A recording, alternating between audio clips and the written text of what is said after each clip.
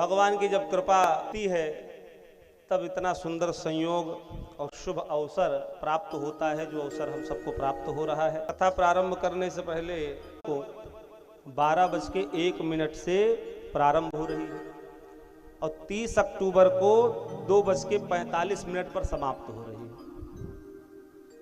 तो उदया काल में जो त्रयोदशी तिथि है वही मान्य होती है और हम सब उदया तिथि को ही मान्य मानते हैं, इसलिए 30 तारीख को ही धनतेरस मनाना सर्वोत्तम है। और मनाने वाले तो 29 को भी मनाएंगे, जिनको उदया तिथि से नहीं मतलब है वो 29 तारीख को भी मना सकते हैं, लेकिन जो उदया तिथि को मानते हैं उनके लिए सर्वोत्तम धनतेरस का जो पर्व है वो 30 तारीख को ही मनाया जाना चाहिए। धनतेरस के दिन धन्वंतरी भगवान प्रकट हुए थे।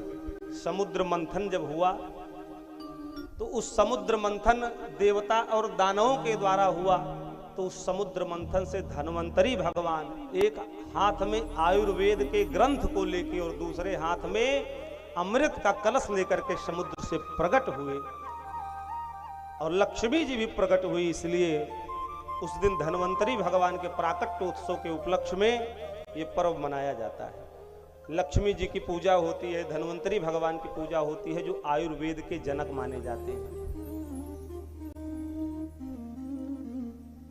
और बड़े विधि विधान से उनका पूजन होता है। धनतेरस के दिन लोग तरह तरह की वस्तुओं को खरीदते हैं, एल्युमिनियम की वस्तु को खरीदते हैं, स्टील को खरीदते हैं, लेकिन ऐसा विधान शास्त्र में नहीं है। उसमें धातु खरीदने का प्रावधान है। तांबा, पीतल, सोना ये सब खरीदना चाहिए, प्लास्टिक नहीं खरीदना चाहिए। प्लास्टिक के बर्तन को धनतेरस के दिन नहीं खरीदना चाहिए और कांच आदि को नहीं खरीदना चाहिए। आर्टिफिशियल ज्वेलरी भी नहीं खरीदना चाहिए धनतेरस के दिन। धनतेरस के दिन चाकू, कैंची, पिन, नुकीली चीज ये सब चीजें नहीं खरीदनी चाहिए, अशुभ के और संकेत करती हैं। उस दिन अगर ऐसी वस्तु खरीदी जाए तो वो अशुभ की ओर संकेत करती है, उससे हानि होती है, नुकसान होता है। धनतेरस के दिन काले वस्त्र को भी नहीं पहनना चाहिए, ऐसा शास्त्रों में वर्णन है। और धनतेरस के दिन राहु काल में कोई खरीदारी भी नहीं करनी चाहिए। धनतेरस के दिन किसी को पैसे भी उधार नहीं देना चाहिए। और दिन दे दो उधार तो ठीक है, लेकिन धनतेरस के दिन कोई मांगने आए तो उस दिन पैसा उधार नहीं देना चाहिए। झाड़ू भी दान नहीं देना चाहिए। शाम के समय चावल, आटा, चीनी, शक्कर, सफेद रंग की मिठाई ये सब भी दान नहीं करना चाहिए। घर में दीपक जलाना चाहिए। अन्य अन्य स्थानों पर दीपक जलाने का महत्व है, गाय के घी का दीपक जलाने का महत्व है। कितने दीपक जलाएं उसका भी वर्णन शास्त्र में है, 13 दीपक जलाना चाहिए। और घर के अलग अलग हिस्सों में दीपक जलाना चाहिए धनतेरस के दिन।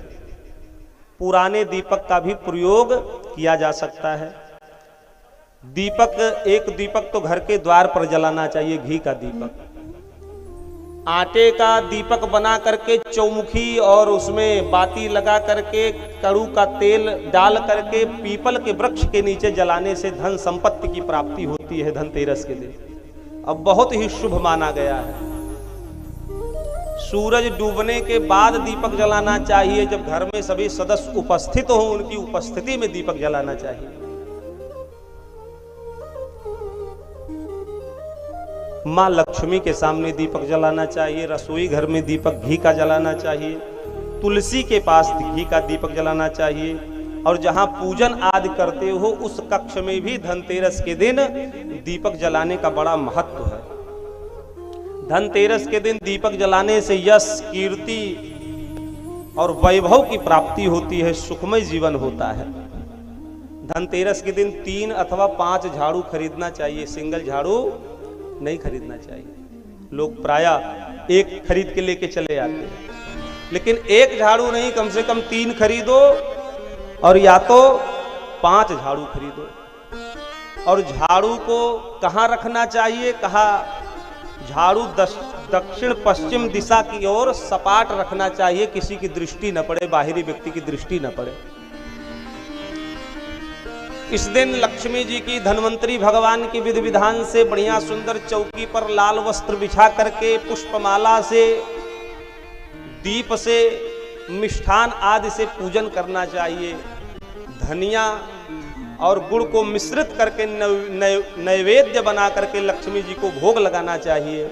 और उस धनिया को अगर कोई अपनी तिजोरी में रखता है तो उससे लक्ष्मी की प्राप्ति होती है, लक्ष्मी की बढ़ोतरी होती है।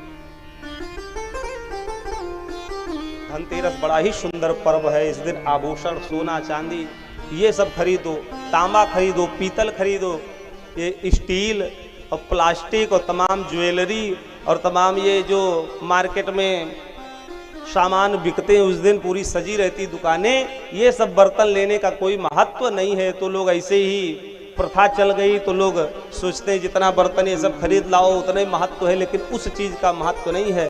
यहाँ धातु का महत्व है, क्योंकि वो धातु में लेकर के प्रकट हुए थे अमृत धन्वंतरी भगवान। इसलिए इस धनतेरस का शास्त्रों में बंधुओं बहुत ही महत्व है और बहुत ही सुंदर विधि विधान से जो पूजन करता है उसकी धन्वंतरी भगवान संपूर्ण मनोकामना को पूर्ण करते हैं और उसका जीवन यश कीर्ति से, खुशियों से भर जाता है। तो इसका पर्व सर्वसम्मति से 29 तारीख को नहीं, 30 तारीख को उदया तिथि में मनाना ग्राह्य है, जो सबको मनाना चाहिए।